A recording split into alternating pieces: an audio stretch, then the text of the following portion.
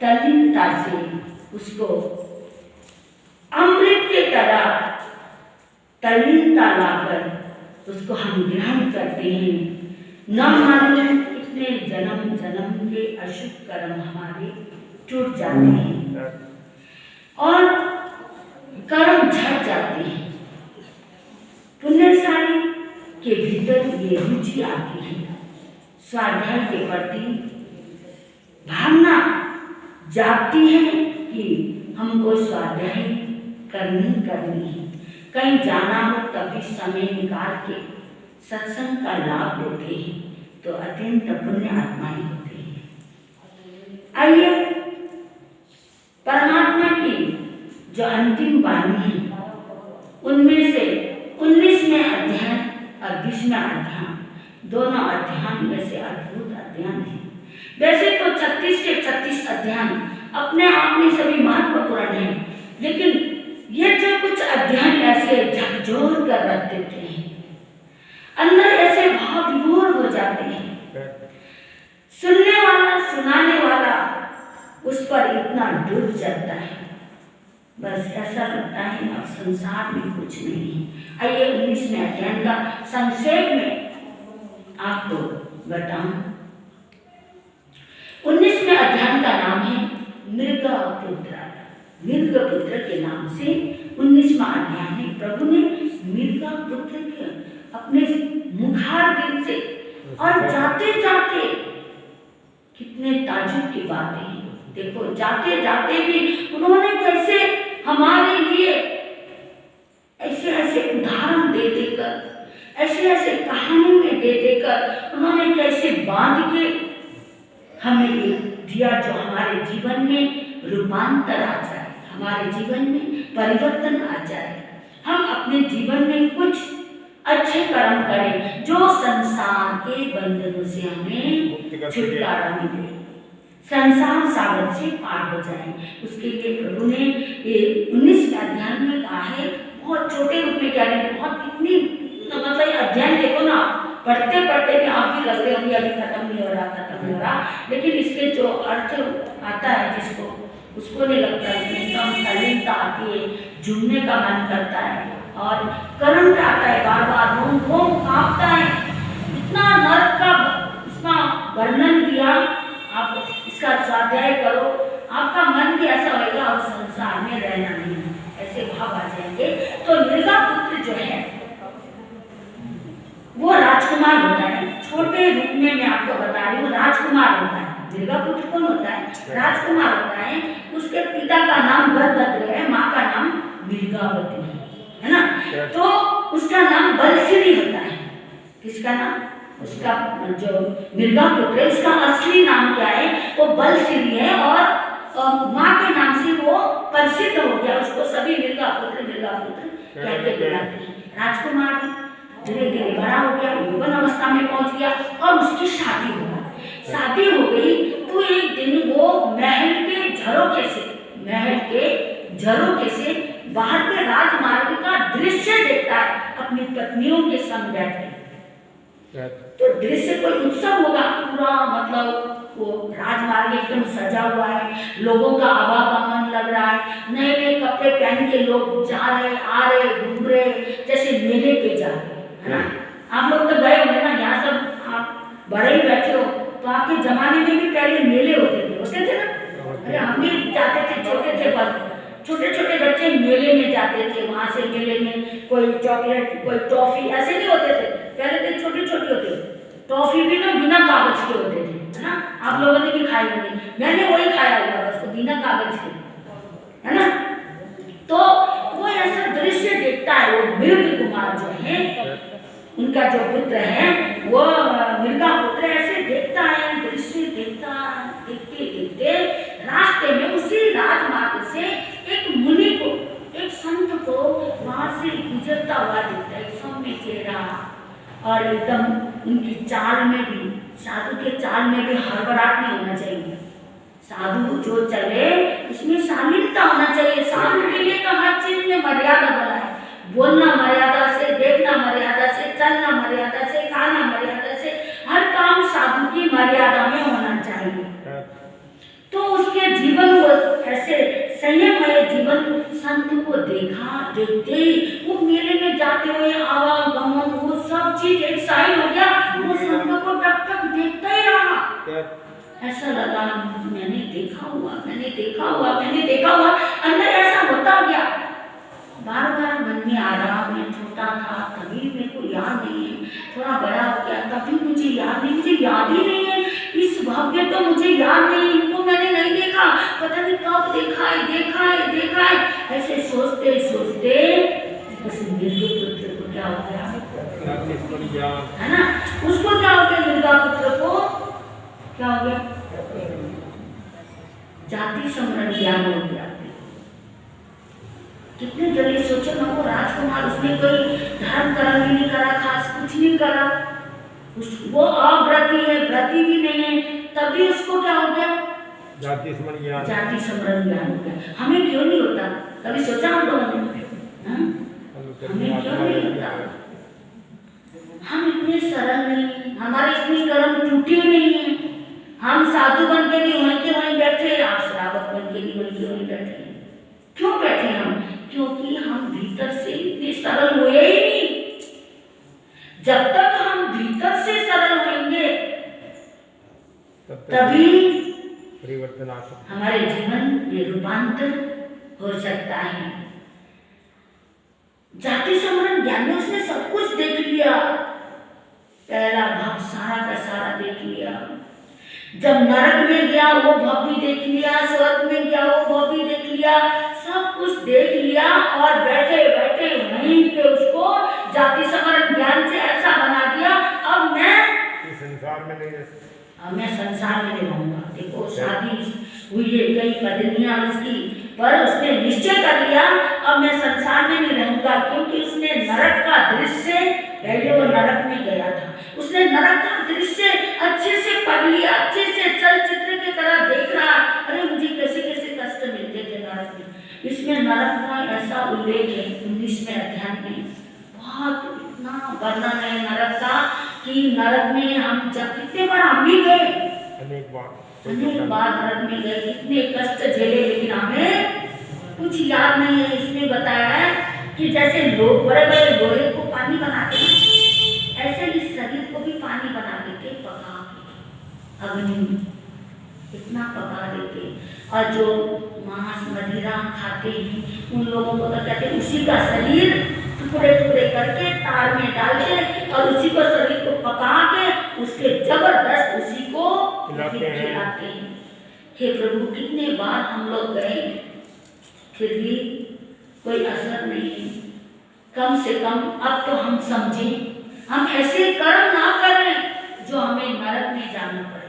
इस बात में मोक्ष नहीं है ऐसा बोलते, पर हमारे नंदी जी शास्त्र में देखो, आचार्य में देखो, स्थानक में देखो, हर जगह इस भाव में भी हम सरल रहें, हम उच्च कोटि की कर्म करें, हम तप करें, तो इस भाव में भी मोक्ष है। कैसे? यहाँ से कहाँ जाए, महावीर क्षेत्र है ना, तो वहाँ तो हमेशा क्या चौथाई आना है। तो मोक्ष में जाने के लिए हम अपने कम से कम सरलता तो लाएं, कम से कम इस चतुर्मास में इतना तो अपना हृदय परिवर्तन कर सकते ना कि हम अब मन में किसी तरह के गांठें नहीं रखेंगे, सरलता को धारण करेंगे। तो सरलता को धारण करें तो हमारा कल्याण हो सकता है। देखो, जो मृगा पुत्र, जो बलसिंह नाम का जो राजकुमार है, वो सरलता में तो जिया, जाति स्मरण ज्ञान हो गया, इतना हल्लू करने का उसके कर्म इतने छूट चुके थे, तो उसने कहा अपनी माता पिता को कहा, और मैं भिक्षा लूंगा और मैं संसार में नहीं रहूंगा। माँ ने कहा बेटा संयम लेना कोई आसान नहीं, संयम बहुत कठोर जीवन है। मोम के दांतों से लोहे के चने चबाने से सुमेरु पर्वत को तराजू में तोलने के बराबर है। मेरु पर्वत को नाखून से क्या करने के तरह उसको पूरे ही खत्म करने की तरह है, समुद्र को भुजाओं से पार करने की तरह है, जलती आग में चलने की तरह है। ये संयम लेने के नाम मत ले बेटा, संयम बहुत कठिन है। क्योंकि राजकुमार ने कभी जमीन में पाँव भी नहीं रखा और वहाँ नंगे पाँव चलना, केस रोज करना, कितना मुश्किल जीवन है। तू संयम के लिए बात मत कर। तो सारा इस चित्र में माँ बेटे की संवाद में माँ बेटा माँ को समझाता है, माँ बेटे को समझाती है और सारा दृश्य नरक का बताता है, क्लींस का बताता है। वो कहता है तेरे को कौन पूछेगा, हम कोई नहीं होंगे। वो कहता वन में पशु पक्षी रहते हैं, उनका कोई होता है? वन में मृग रहते हैं, बीमार होते हैं, उनका कोई होता है?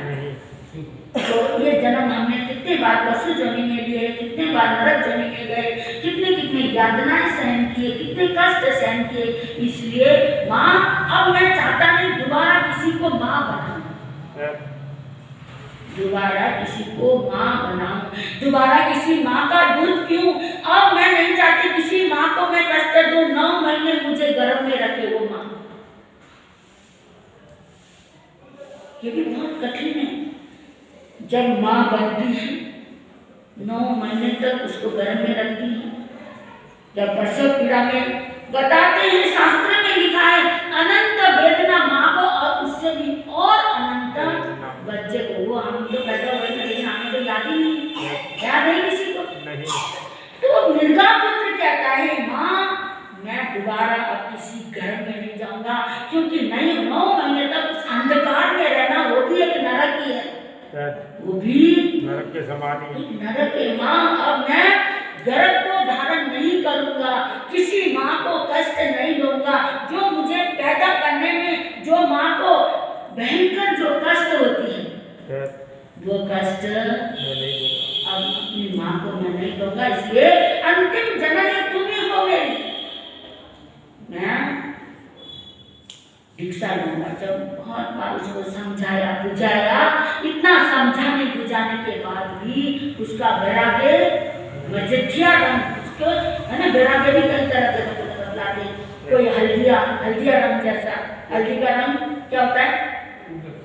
उसको आप धूप में लगा, कपड़े में हल्दी लगे धूप में सुखा दो उतर जाएगा। और जो मजेठिया रंग होता है वो कभी नहीं उतरता, वो एक बार चढ़ने के बाद उतरता नहीं है।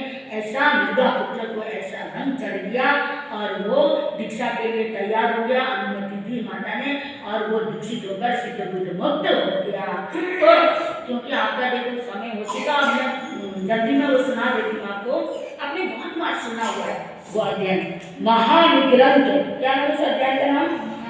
एक तो निग्रंथ वाला आप सुन चुके हैं, कौन सा अध्ययन सुनिए याद है? निग्रंथ।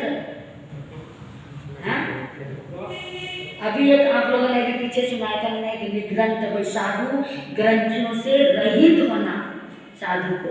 और ये महानिग्रंथ ये आप लोगों ने बहुत बार सुना है, मैं शॉर्ट में सुनाऊं। ये भी बहुत अद्भुत अध्ययन है। इसमें क्या है कि एक बार क्या होता है, राजा श्रेणी घूमने के लिए मंडी पक्षी नाम के उद्यान, मतलब राजा सैनिक अथा साम्राज्य का वो क्या था, अधिपत्य था।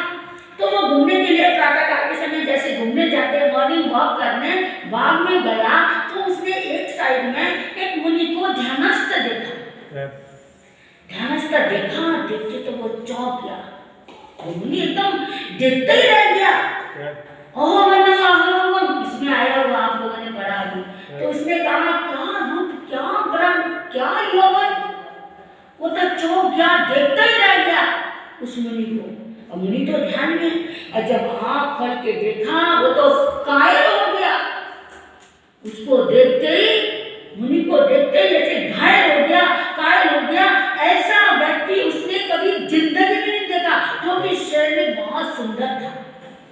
कहते हैं शेरनी राजा जो है ना इतना खूबसूरत था, इतना सुंदर था, इतना मतलब वो जैसा कोई राजा कोई व्यक्ति नहीं था, ऐसा उल्लेख आता है शास्त्र में। और वो सोचता था मैं ही सुंदर हूँ, मतलब उसकी प्रशंसा समूह शरण में भी होती थी। और इतना सुंदर उसको घमंड भी था किसको? राजा श्रेणी को घमंड था कि मेरे जैसा कोई व्यक्ति सुंदर नहीं है इस संसार में, ऐसा सोचता था। देव कुमार सा लगता था, इतना खूबसूरत। तो उसको देखा, वो तो अपने सौंदर्य को ही भूल गया। तो उस मतलब मुनि जो बहुत किशोर अवस्था को पार करके जो यौवन अवस्था में पहुंचा हुआ, वो मुनि को देख के दंग रह गया। और उसके आंख खुलते ही वो तो एकदम उसको कहा, तुम मुनि क्यों बने हो? ये उम्र मुनि बनने की नहीं है, ये तो भोग विलास में रहने की उम्र है, संसार में रहने की उम्र है, तुम क्या कर रहे हो? तो मुनि ने मुस्कुरा के कहा, मैं अनाथ था इसलिए मैं मुनि बना। अनाथ? चलो तुम मेरे महल में चलो, मैं तुम्हारा नाथ बनता हूँ। जब ऐसा कहा तो मुनि ने मुस्कुरा के कहा, तुम नाथ कहाँ से बनोगे? तुम स्वयं नाथ हो। जब ऐसा कहा तो उसको तो एकदम मायूसी छा गई, उसके एकदम माथे में लकीरें से आने लग गई, गुस्सा आया, अंदर खींच सा गया और कहने लगा, मैं अनाथ? कैसे मैं अनाथ? तुम मुझे जानते हो, मैं राजा श्रेणी हूँ, राजनयन नगर का राजा हूँ। तुम जानते हो ना मुझे, जहाँ तुम मुझे मंडी कुर्सी जो बाग है, ये बाग भी अद्भुत, ये मेरा ये सब बना हुआ जितना भी है, ये सारे, ये वन, ये जंगल, ये जितने भी है, ये नगर, ये सब साम्राज्य कितना है मेरे पास, ये हाथी घोड़े, ये मगध देश, ये सब कुछ मेरा है, और तुमने कैसे बोल दिया अनाथ? मुनि ने कहा, राजन मैं जानता हूँ तुम राजा हो, यदि संपत्ति से, परिवार से, दौलत से, बंगलों से, प्रॉपर्टी से यदि कोई नाथ बनता है तो मेरे पास भी कमी नहीं थी। मेरे पिताजी भी नगर सेठ हैं, बहुत बड़े सेठ हैं, इन चीजों से कोई नाथ नहीं बनता। कितनी बड़ी बात कही। हमारे पास थोड़ी सी दौलत होती है, इतराते लोग, इतना साम्राज्य, उसने कहा ये सब चीज मेरे पास थी, पर इससे कोई नाथ नहीं बन सकता। आप खुद ही बताओ, कोरोना काल में, ये तो आपने आंखों से देखा, हमें तो ये इस अध्ययन से कोरोना काल को लेके चलो ना। कोरोना काल में बाप को कोरोना हो गया, बेटा वहां तक जा नहीं सकता है। कितनी संपत्ति है, कितनी प्रॉपर्टियां हैं, कैसे पानी की तरह बहाता है। बेटा, परिवार, जितना जो डॉक्टर बोलता है उतना ही करता है, पर ये बताओ कोई बचा सकता है? कोई नहीं बचा सका। उसके आगे सबको ही झुकना पड़ता है। तो मुनि ने कहा, राजन पैसे से कोई महान नहीं होता, कोई नाथ नहीं बनता, ये सब चीज मेरे पास था। समय बहुत कम है, मैं बहुत जल्दी में बता रही हूँ। मेरी बहनों, आप ज्यादा परेशान तो नहीं हो ना? अरे 5-7 मिनट का क्या होता है, क्योंकि ये खत्म करना ना अध्ययन। रहे कितने दिन अब? कल 1 था ना? कल 1 तारीख है, कल 31 बस रहे कितने दिन है ना? जी तो सिर्फ 2 दिन और सुनाएंगे। मैं 2 दिन और सुनाऊंगी आपको, फिर मैं आपको 3 दिन के बाद मिलूंगी। आप लोगों से सबसे आशीर्वाद लेके, मंगल कामना लेके फिर मैं साधना में बैठूंगी, ऐसे थोड़ी। तो मैं चाहती हूँ कि मैं इसको ज्यादा से ज्यादा आपको दूं। तो वो कहता है, राजन इन चीजों में तुम उलझे हुए हो, इस बंधनों में तुम बंधे हुए हो। ये सब चीज मेरे पास, मेरे पिता के पास सब कुछ, मेरी भी पत्नी है, माता पिता है, भाई बहन है, सब चीज है। सुनो, एक रात मैं सोया हुआ, अचानक ही मेरे आंख में दर्द हुआ। तो मुनि बता रहे हैं कहानी, मेरे आंख में एकदम दर्द हुआ, इतना दर्द मेरे से सहन नहीं हुआ। मैं चिल्लाने लग गया, रोने लग गया, सारे मेरे आसपास आ गए। मेरे पिताजी के बड़े बड़े वैद्य को दिखाया, बड़े बड़े डॉक्टरों को दिखाया, पर शांति नहीं मिली, दर्द कम नहीं हुआ। मेरी माँ बड़े बड़े देवी देवताओं की मान्यता करना और जाना उनके पास जाके ढोक लगाना, प्रार्थना करना। मेरे भाई, मेरी बहनें, मेरी पत्नी इतनी दुखी हो गई, उसने तो अपने 16 श्रृंगार करने ही छोड़ दिया। जब तक मेरे पति ठीक नहीं होंगे तब तक अन्न जल नहीं लूंगी, किसी तरह का श्रृंगार नहीं करूंगी। सारे मेरे आसपास बैठे हैं, सब मुझे देख देख के रो रहे हैं। मैं भी जोर जोर से चिल्ला रहा हूँ, जोर जोर से रो रहा हूँ, और सब मुझे प्यार कर रहे हैं, गले लगा रहे हैं, हाथ दबा रहे, पाँव दबा रहे, सिर दबा रहे, सब मुझे प्रेम कर रहे हैं। और बार बार चिकित्सकों को बुला रहे हैं, तरह तरह के वैद्यों को बुला रहे हैं, और तरह तरह के मंदिर में जाके मेरी माँ ढोक लगा रही है। मुझे कुछ नहीं चाहिए, मेरा बेटा ठीक हो जाए, मेरी बेटी की आँख ठीक हो जाए। सभी प्रार्थना कर रहे हैं, पर कुछ नहीं बना, कुछ नहीं बना।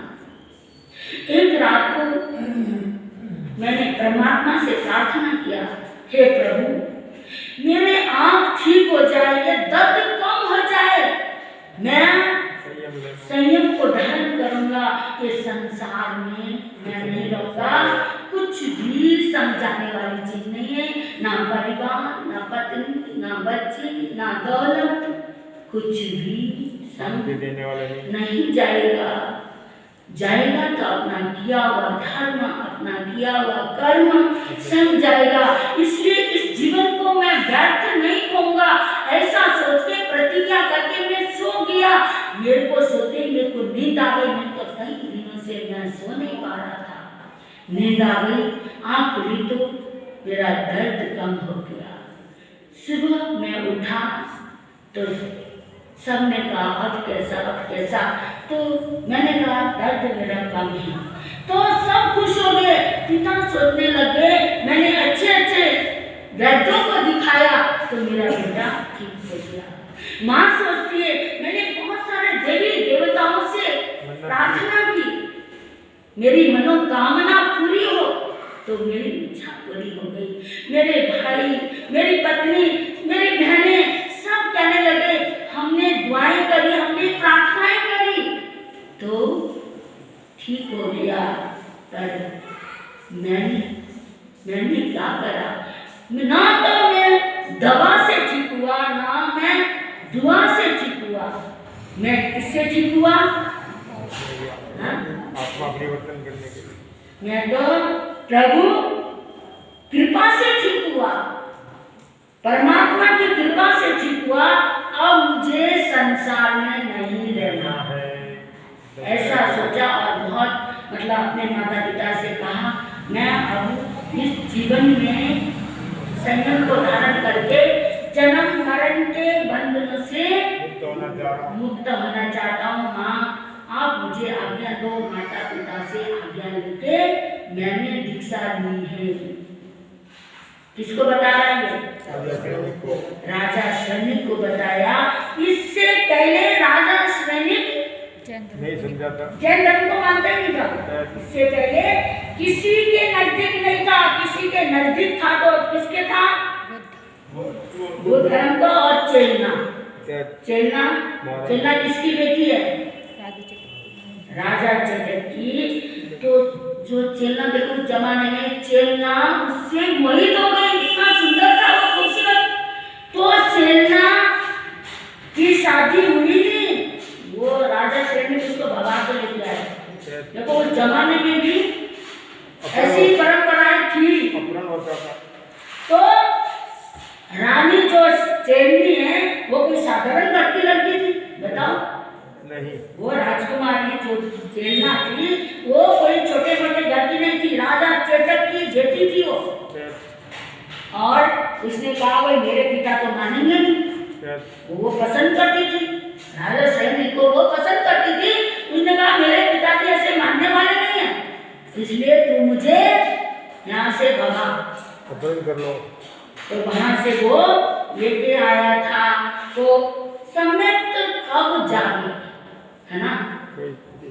जीवन में परिवर्तन कब आ जाए, ये जीवन में रूपांतर कब आए, कुछ भरोसा नहीं है। कितना विरोधाभास करता था ये राजा श्रवणिक जैन धर्म के प्रति, इतना बिल्कुल 36 का आंकड़ा बोलते ना हम लोग, 36 का आंकड़ा। चेलना कि और जो राजा श्रेणी का और चलना चाहे वो भाग के गई है, अपहरण किया, अपहरण कराया उसने, पर अपने धर्म पे वो अडिग रही। तो धर्म पे अडिग रहता है वो उसका अपना कल्याण अवश्य करता है। बहुत बहुत धन्यवाद आप लोगों ने समय का पूरा मतलब